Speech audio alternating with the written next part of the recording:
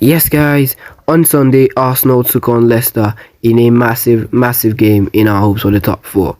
Of course, we got the dub. Mikel Arteta's boys got the 3 points, but who were the standout performances and overall, who was our man of the match? Here are 5 things we learned from Arsenal 2, Leicester nil.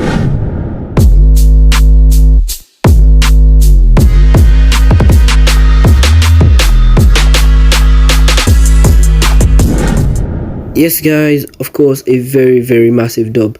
And let's look at 5 things we learned. But as usual, you guys know the drill. Drop a like on the video if you enjoy. Subscribe to the channel if you are new. Let's get into the 5 things we learned.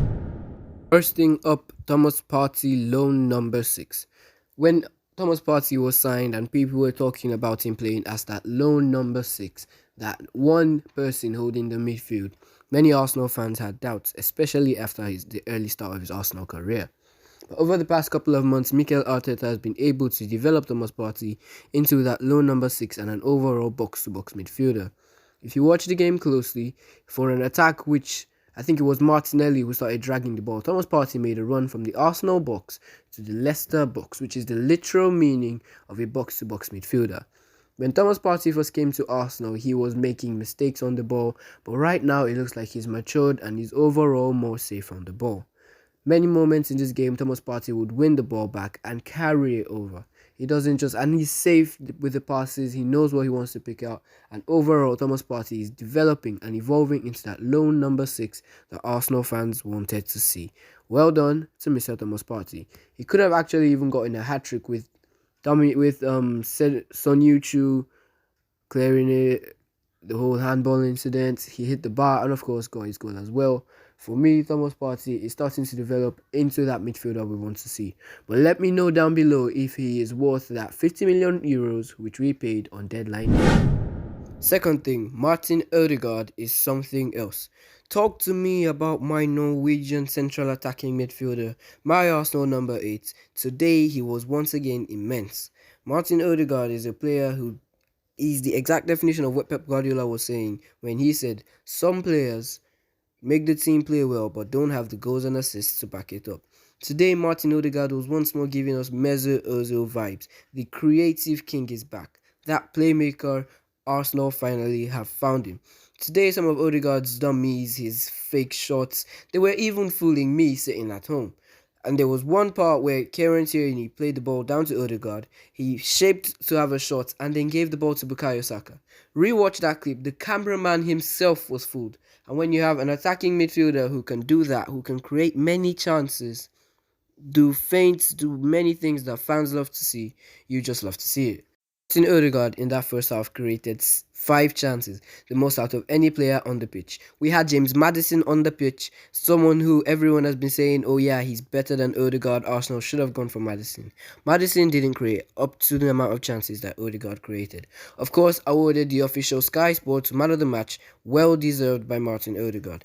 This guy is gradually progressing into that playmaker that Mikel Arteta said he could progress into. He's forming a very good link up with Bukayo Saka down that right hand side, and it's more of like they have a telepathic understanding of what what everybody's gonna do. Watching that game, Martin Odegaard was playing like he had eyes at the back of his head. Some of the passes he made, no one saw it. He made a pass that Martinelli himself couldn't even see. And just look at the way Martin Odegaard delicately and elegantly plays with the ball. He's so calm, he's composed, he tells other players where they're to be. For me, that is a real leadership role, which is no surprise why the player is the captain of his national team. For 35 million, very nice doing business with you, Real Madrid FC. Big shout out to you guys. Number 3, the togetherness and belief is back. One thing about Arsenal that I think is very underrated is the fact that the players are getting behind each other. The fans are getting behind the players. And overall, there is much unity, which Arteta has actually emphasized in many of his interviews. You could see when when the players were probably looking a bit tired, the fans would pick them up and the energy will come back. When we score, you could see the celebrations, players sprinting across just to celebrate with each other. That is something that has been key, because cast your mind back to when we thought we had some issues in the dressing room last season around October. You could see that players would make mistakes and other players would shout at them, and there was this sort of discoordination.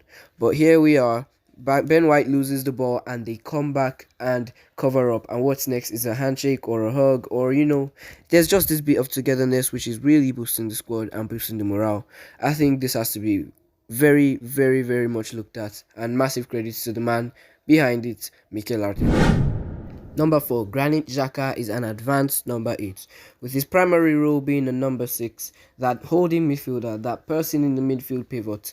Arsenal fans were fuming when Mikel Arteta tried him as an advanced number 8, but Granit Xhaka is gradually developing into that role. We know that's not his best position, but watch this game against Leicester. Granit Xhaka was making forward runs, and although he's going to make mistakes because that isn't his normal position, Granit Xhaka is putting in a pretty decent shift.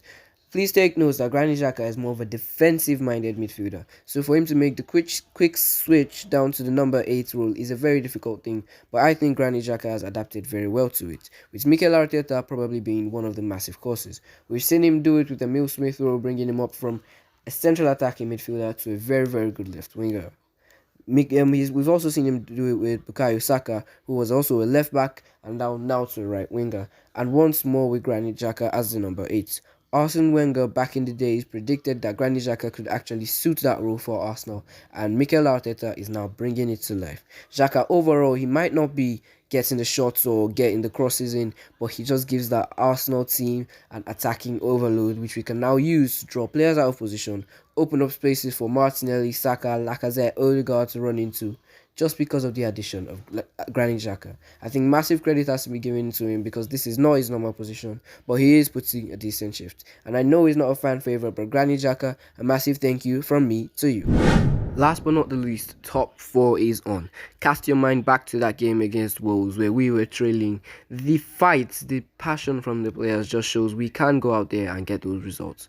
Arsenal are absolutely flying, taking 25 out of the last, 25 out of the last possible 30 in terrific form, sublime form. And if we can carry this form, although there's some difficult games coming up, some tricky games against Liverpool, Man United, Chelsea still to come, but with the position we're in, currently 4th with 3 games in hand, top 4 is definitely on, and Mikel Arteta's boys have shown that they will definitely go for it. Will we qualify? I personally think we're going to take 3rd, beating Chelsea along the way. We'll just have to wait and see till the end of the season. Well, that is the video there and there, guys. Hope you guys have enjoyed it. Please drop a like if you have, subscribe to the channel if you are new, and I will see you guys next time.